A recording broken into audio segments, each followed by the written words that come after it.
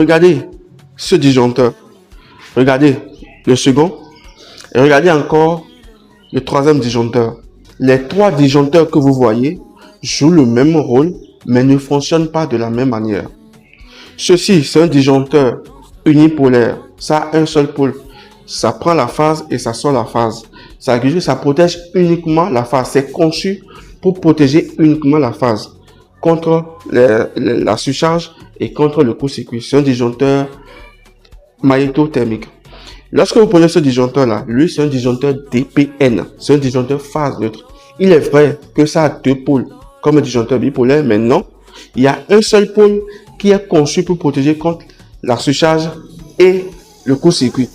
Et c'est le côté phase. C'est un disjoncteur qui est conçu et qui fonctionne exactement comme un disjoncteur unipolaire. Lorsqu'il y aura un problème au niveau du neutre, le disjoncteur ne réagira pas. Parce que le pôle où le neutre traverse, c'est un pôle où c'est juste un interrupteur qui est là. Quand il y a un problème au niveau de la phase, le disjoncteur disjoncte et le neutre aussi coupe également son alimentation. Point. Donc, c'est conçu pour protéger uniquement la phase et non le neutre. Alors, le troisième disjoncteur, lui, c'est un disjoncteur bipolaire. Suivez très bien. Lui, c'est un disjoncteur bipolaire. Ça a deux pôles. Et ces deux pôles-là sont conçus pour protéger contre les surcharges et contre les courts-circuits. Ça veut dire que tout courant qui entre et qui sort est protégé contre non seulement les surcharges, mais aussi contre les courts-circuits. Ça veut dire que si le neutre a un problème, le courant est isolé. Lorsque la phase a un problème, le courant est isolé. C'est son rôle principal. Donc, il protège non seulement le neutre, mais aussi la phase contre les courts-circuits et les surcharges.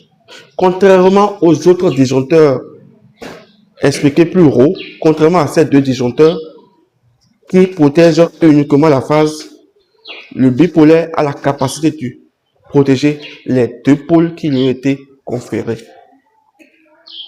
C'est pourquoi il est crucial et très important de respecter ce qui est écrit sur chaque disjoncteur.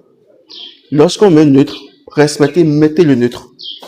Ne permettez pas. Lorsqu'on met ici, c'est la phase qui doit rester là. Mettez la phase. Parce que lorsque vous prenez un disjoncteur, ce disjoncteur-là, un disjoncteur DPL, et que vous permettez le neutre à la phase, à la place de la phase, alors vous changez le rôle. Quand vous mettez la phase à la place du neutre, ça veut dire que ce n'est plus la phase qui est protégée, c'est le neutre qui est protégé. Et c'est ce qui fait que dans plusieurs cas, certaines personnes pensent que le disjoncteur, c'est le disjoncteur le problème. Non, ce n'est pas le disjoncteur le problème. Si vous utilisez un DPL, sachez que ce n'est pas le neutre qui est protégé. Si vous avez compris et si vous avez des suggestions, aimez d'abord et mettez votre commentaire et nous allons en discuter. C'était Camo Électrique, maître électricien.